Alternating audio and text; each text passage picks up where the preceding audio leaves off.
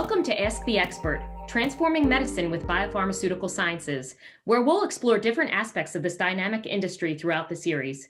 I'm Christine Sirio-Shively from the University of Delaware, and today I'm joined by Dennis Purcell. Dennis, thank you so much for being here with us today. We're just going to jump right in if that's okay with you. Great, thanks. Great. So could you please start by introducing yourself and telling us a little bit about your current role, as well as maybe some of your interests from the early days of the biotech industry? Sure. I'm a graduate from 1977 from the University of Delaware, and then went to Harvard Business School and got interested in the whole field of biotechnology because I saw that as a fledgling field, and came back and lived in Philadelphia and was one of the early pioneers in taking companies in Philadelphia public, companies like Centocor and Cephalon, and some of the names that might be familiar with some of the readers. We started a conference called the J.P. Morgan Conference. At the time, it was called the Hamburg Swiss Conference. We got acquired by J.P. Morgan. They took the conference over, and we went and started a venture capital fund about 20 years ago with the help of George Soros.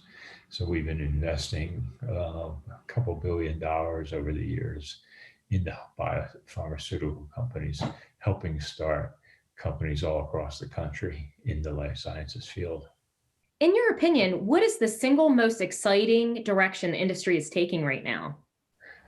Sure, Christine, there's so many different options that the industry's taken. When you think back a few years ago, things like HIV, AIDS were really death sentences, and today they're really more chronic diseases. If we look back a few years ago, oncology or cancers were chronic diseases or fatal diseases. They're now chronic diseases. And I think most recently in the past year, the fact that the industry has done so much to save mankind through the development of these vaccines to treat COVID, so that the industry has progressed on a lot of different fronts. We still have fronts to go. We still have neuroscience and Alzheimer's, which are a big issue for us. But the innovation has really kind of leapt forward and really helped us develop these procedures that otherwise wouldn't have been able to be developed 15 or 20 years ago. Wow, yeah, it is really unbelievable if you think about it. So you touched on this a little bit in your answer there, but can you talk a little bit about how the industry has evolved over just the last 5 or 10 years? Obviously, you touched on it when referencing COVID, but is there anything else that you see in this industry evolving? Sure, even just taking COVID, the fact that we were able to develop a vaccine in that short a period of time, where it would have taken us 5 to 10 years, was really quite remarkable. On the oncology front, what we've noticed is that we're able to harness the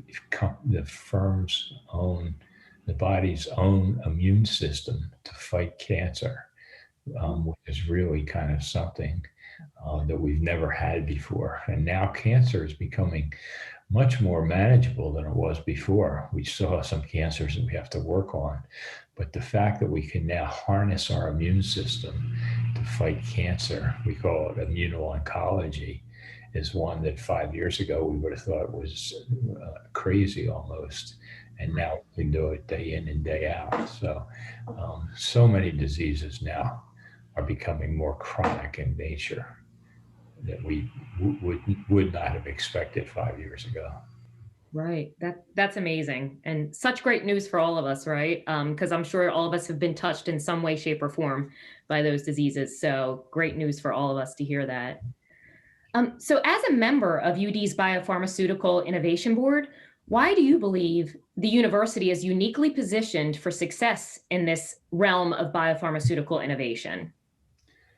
Well, sure, Christine. One of the things that is a challenge, even as we talk about these innovations, is how you manufacture these drugs. These are not the easiest things to manufacture. And nimble is such where it's really at the intersection across the country of being to help that manufacture these these diseases. So Nimble has hundreds of people that are now working with them that are really trying to crack the code of how you manufacture these complex by manufacturers. In some ways, back 20 or 30 years ago, you made a manufacturer or you made a drug simply by synthesizing the chemical. Today, you're making the drug in real time. It's real life.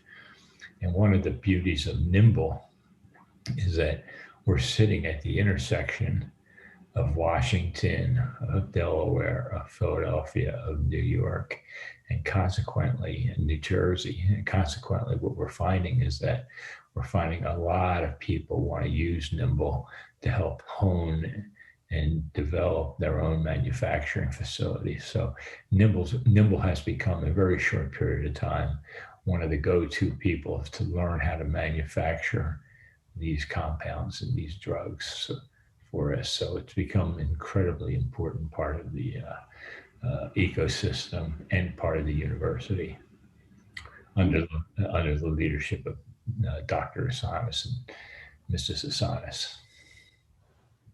Wonderful. Well, thank you so much for your time today.